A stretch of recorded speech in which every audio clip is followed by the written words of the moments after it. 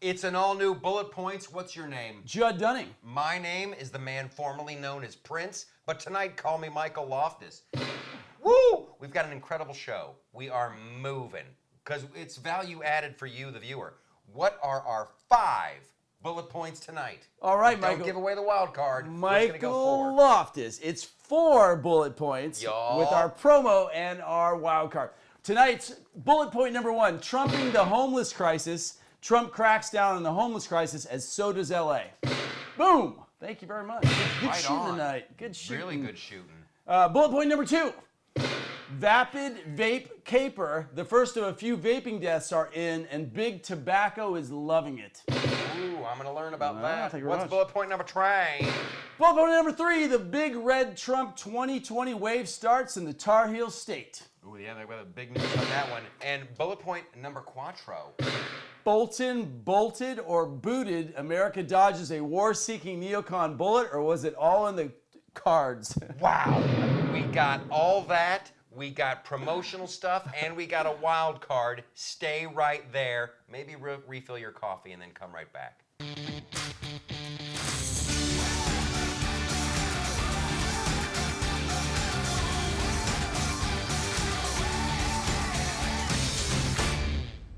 Wabang! That was lovely. Okay, it's bullet points. It is bullet points. I love this show. Yes. There's things that I love in this world, America. Red, white, and blue. Yes. Bald eagles. Uncle Sam when he's wearing pants. And this show. Uncle Sam wearing pants. Of course. You know, he's always got the one where he's rolling up his sleeves. Yeah. I think is there one where he's rolling up his pants? I don't know. I have seen some ankle. It was pretty suggestive back in the day. All right. So let's jump right in. Okay. To bullet point numero 1. This is trumping the homeless crisis. Trump really, he just stepped in. Yeah. And he's doing some work here in California. Let's put 2 minutes on the clock and commence to the pointing of the bullet. Shoot. You got an empty gun. Thank you, producer. You were shooting blanks there. Okay. Okay, we're talking about Trump and the homeless situation in Cali. Yes. I don't know what you think, but I think it's horrible. Okay. It's absolutely horrible. Yeah. This is overstepping. How by could you Trump. not if you live in California? I mean, it is out of control. My neighborhood's janky. Yeah. And I used to live in a pretty, listen, I'm not in Beverly Hills, you guys, but I can see it from where I live. I can see the people with money. But here's the deal. It's got to get worse. It's got to get, the actual people of California need to be offended and make their state representatives and their local representative fix it. Trump coming in and doing this? No, man. Sorry. Until Californians wake up and demand change, don't come in and fix it. Well, he is coming in and fix fix it, though. This week, right? Yeah. Go ahead. You were saying, I love you, Donald. Yeah, I don't want to step on that. I was throwing it All to right. you. So, you know, what Trump's in Los Angeles, we've had 52,765 homeless go to 58,936 this year. That's a lot. That's a big number. 6,000 more people on the street corner. I mean, think about how you'll see just a few people in a few blocks. That is a big increase in homelessness. And the homeless has risen in Oakland by 43%, in San Francisco by 20%. It's a full-on crisis. Now, it's interesting, though, how the left wants to recruit this for more of like a socialistic plan, but a lot of the people now pushing back in Los Angeles, 26% of our streets are going to be taken off where you can actually have the homeless, which is being driven by a bunch of progressives. So there's a political conundrum going on. We should go back and sometime do a single shot just on the roots of homelessness. Yeah. But Trump is stepping in, meeting with California officials, trying to figure it out. Well, that's yay hooray, but California needs to figure it out. Yeah, I was recently on a program on Fox News. You were? You'll be hearing a lot of this. But here's what I thought it was a very good point. California has a budget surplus. We have a budget surplus. Why aren't they using that money to do something? Right. Well, the reason in Los Angeles, in California, is the ACLU challenged the homeless laws a while ago. That's why you can't enforce them. There are laws on the books they can't enforce. There are new laws trying to replace that law, but basically they social justiced homelessness and the rights of the homeless. And this is what the downfall of this has been. And now, I mean, it's unsafe. It's getting unsafe in a lot of our neighborhoods. Okay, so to sum up what I'm saying, Trump, you got to stay out. I know you want to come in and fix it. You got to stay out. It's a California problem. California needs to fix it and do it soon, because my fear, someone's about to get hurt. I didn't think you'd cheer for that, but evidently you're a psychopath. Nice. Okay, bullet point number two. Sticking on time, baby, here. Now our faster and improved bullet points. All right. Bullet point number two. Bullet point number two. Thank you so much. Boom! Boom! Okay, VAPID VAPE CAPER is what I call this. It's about I have strong feelings on this. All right, let's you open up, Michael Loftus. Okay, 2 minutes on the clock. I love it. It's Moving. it's like a chariot race. We're going to the whip. This is horrible. Like how many? Seriously. Okay, so what? 5 people have passed away. Yeah, it's okay. That's 6 deaths. That's horrible. That's bad. However, slow down. Slow down. They're already like, we got to get rid of these. We got to stop it. We got to stop it. Slow your roll. This is my same problem with the gun control people and the AR-15s and all this stuff. Like, hey, if we're talking about dead people, let's go after heart disease. Let's go after accidents. Let's go after medical malpractice and medical mistakes. We'll be generous and call it medical mistakes. Right. Those are the three big ones. So and like hey, mosquitoes as well, by the way. Oh, good Lord in heaven! There's so many other big fish to fry. Leave the vaping alone, especially because I'm gonna start vaping. Yeah, and listen, I'm a proponent. I think it's great. I want to do the bubble gum. 90% less cancerous. We just had a breakthrough. We're saving lives. You can choose to kill yourself in America the way you want to do so without government intervention. We have morals, we have values, we have families, we have churches. People see you hurting yourself, they're going to stop and say, hey, lighten up on your habits. Yes, there's a picture of vaping right there. Of some furry millennial-faced vape. Listen, and there's a doctor who's on all the news programs, all this. I guess with the cigarettes, it's not so much the nicotine, it's the tar. It's the tar. Yeah, when it bakes to 350, it becomes cancerous and it activates all this. Yeah. So the nicotine from the vape, listen, and aren't these kids, aren't they doing something else? Aren't they adding something? Well, this is the point. Now look, 8 million people are vaping that are adults, 5 million kids. So Trump and Melania are going after flavors, which I think flavors is fine because they are appealing to bubblegum and to kids, etc. But the people that have been dying, the studies are in, they are actually mixing THC. It was usually that crowd. And we're divorcing that information from the hysteria about vaping right now. Right? Listen, the people who I know who vape, right. Like, these are grown-up people. They do the flavors. Yeah. They do the flavors. So why should I, as a consumer, it's against the law. If you're a kid, you're not allowed to vape. Anyway, it's already there. Right. Boy, I almost threw Ooh, that was truth thunder. I say we lower the drinking age to 21. And they can vape whatever flavor they want. Lower the drinking age to 5. Maybe old enough to fight, old enough to vape. That's as bunch of hungover kindergartners voting for president. All right, last point though, you have to look at the Altria Group is in a merger with Philip Morris right now. So they're pushing vaping, they're pulling it back. They're being hijacked by constituencies. That's a big point right there. There we go. Altair getting Philip Morris, wanting that Philip Morris cigarette money. Interesting. Bullet point, drop a three on me. Wait a minute, I didn't see this. I love this guy. By the way, there you go. The Hasidic Jew it's an Orthodox. vaping. It's got to be some kind of sin. Unless he's a Mormon. It's probably fine for Jews. I don't think there's anything. What he should do is he should vape behind a very tiny bush. Right, or separated from women in a veil. Anyway, moving on. Hey. All right, bullet point number 3. Thank you so much. The big red Trump 2020 wave starting in North Carolina just in. So this is pretty exciting for us. This is, hopefully we got the 2 minutes on the clock. 2 minutes. It's too funny. Whenever there's a special election, and I think Democrats may have won one of these special elections. Right. And they're like, this is it. This is the will of the people. Finally, here we come. Right. It's things to come. And then when you have a Republican win in a special election, they're like, nah, I don't think it's a bellwether. Right. I think this is the shade of things to come. I'm really, I think Trump's going to win big. I think he's going to win big, and I think it started right here. And this Republican who won the special, wasn't that in a previously Democratic held seat? Greg Murphy in the 3rd district, that was already traditionally Republican. It was Dan Bishop in the second one that was actually traditionally, it was much more at stake. I mean, only won by a few percentage. So technically that's the thing. I mean, look, they re-won a Republican district, but North Carolina is definitely a sensitive state now. I grew up there actually, and it's amazingly liberal.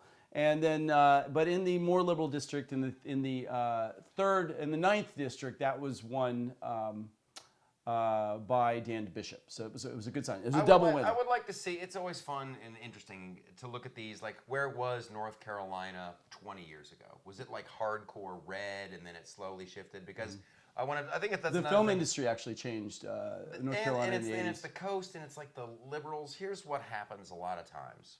I found this is what they think is happening in Texas. I don't know. There's people who go, Texas is getting more and more red, and then there's other people going, no, it's turning purple. It could go blue. It's like California. They pass these crazy laws. They make California unlivable. They're bad for small business. They're bad, so people leave, and then they go to I'm going to where the jobs are, to places like Texas. It's true. And then they vote for Democrats. It's like, so you're saying part of the big mass, the shift in Texas is part of the big migration that people fled business overregulation in California. And I'm saying I think the same thing might have happened in North Carolina too. Right. If North Carolina is switching, because I know several comedians, friends of mine, who are like, I'm done. Yeah, a lot of people are moving to Wilmington from Los Angeles as well. Take a hike. Is that a wrap? Whoa, oh, that's there we a go. wrap. She answered with a bullet. We got a picture of smiling Donald Trump here. But let's just say this. I mean, the bottom line is big red wave, and we never know where it's going to start. There are a lot of great headwinds, but nobody's going to acknowledge them in the mainstream media. So great job. All right. Moving on. Bullet point number 4. Bullet point number 4, Michael Loftus. Bolton bolted or booted. So a big neocon, a big force.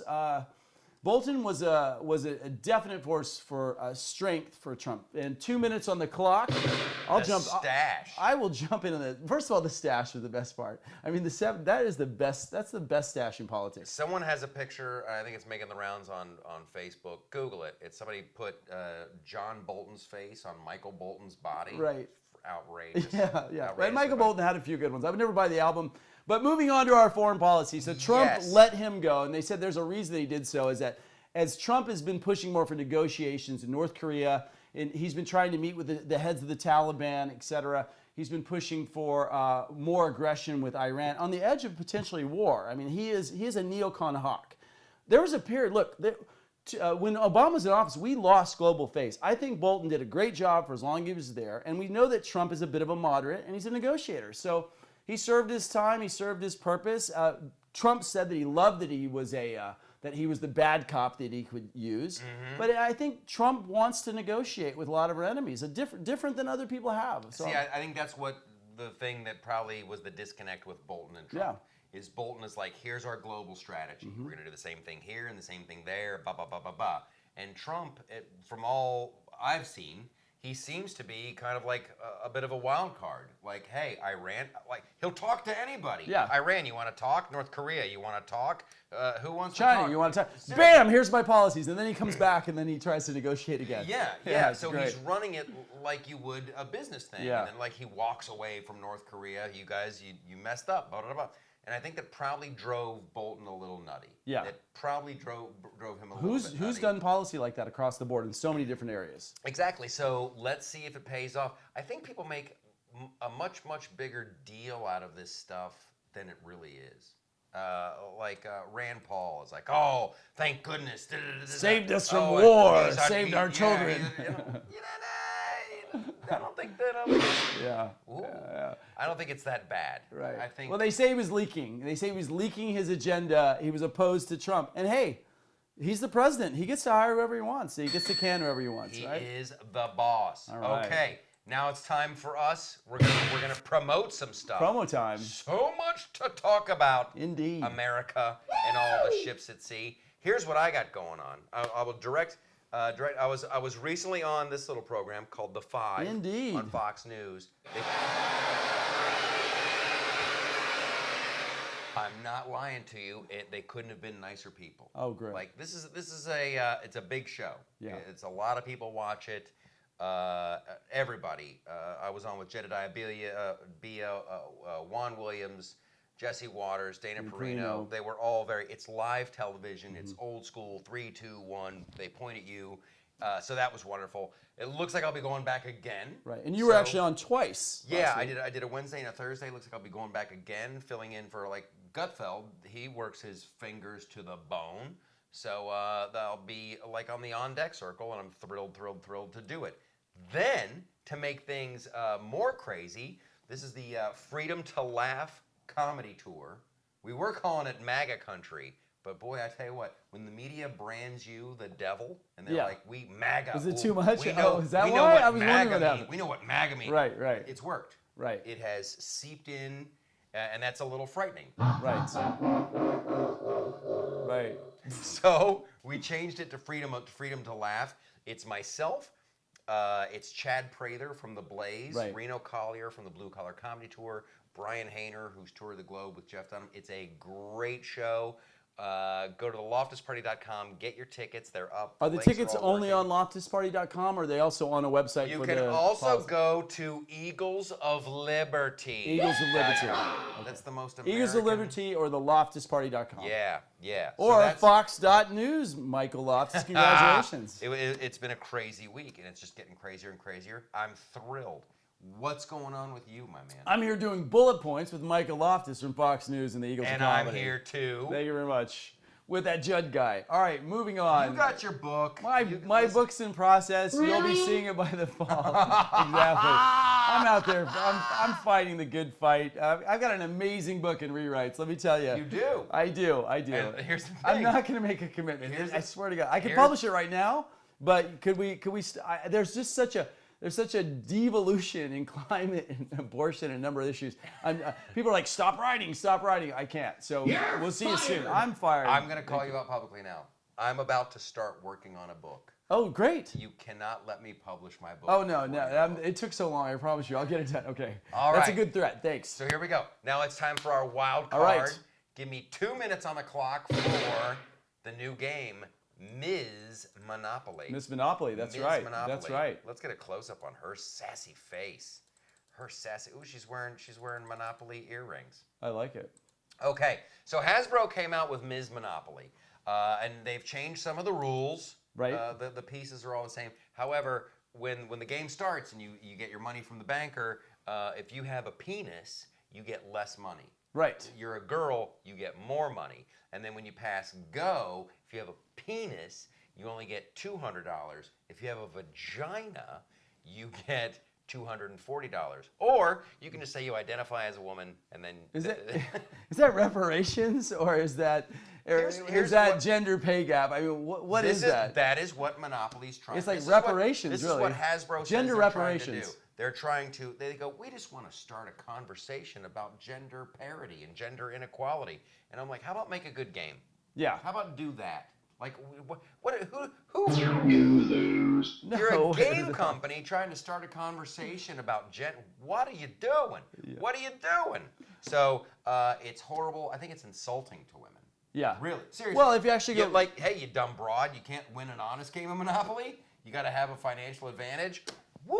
Those are fighting words. Right. Go. What are your thoughts? Well, I thought it was actually interesting. I watched your great video at theloftusparty.com. I'll be your proponent. Thank you so much. But it's interesting. Since 1935, there's been 1,000 different versions of Monopoly, from Star Wars to whatever, right? To Simpsons. So the Simpsons. So it's amazing. I mean, this thing has made billions of dollars, I believe. It was like a couple billion over its whole history. Yeah. But I think the history is interesting, and I think you were talking about there should be a movie about this. We'll learn in the history of it. Originally being the landlord's game. And at its roots, interesting, I love the history of what's real in America. Yes. Because it's not in the news right now in almost every major city. But this was interesting because the landlord's game was actually more of a socialistic take to kind of talk about land taxes. And the original woman, which her name was Mrs. Pylon, right? Mrs. Pylon. Yeah. She was a real strong progressive. I think that's fascinating. It is fascinating. Yeah. It is fascinating. And then she did get ripped off a couple different times, but then the Parker brothers actually came to the rescue towards the end of her life and said, listen, you should probably take some stock in this game. So these men made this woman take stock in the game for fairness and parity, from a moral background, for no reason. She refused. And one of the Parker's brothers said, no, I'm not going to let you. You have to take That's this. The interesting twist to the story. Oh, it's going to be a great movie. I love it's going to be a great movie. I love that is Bullet Points. That was a good one. I think so. I can't wait to see the time on this one. Right. We are under 20. Let's keep wrapping up. We're doing great. We're doing great. Thank you guys so much for watching the show. Thanks for subscribing. Yes. And listen, you gotta share the videos. You gotta share the videos. Leave comments. We will answer you guys. We want to know what you're into, what you like, what you don't like, all that good stuff.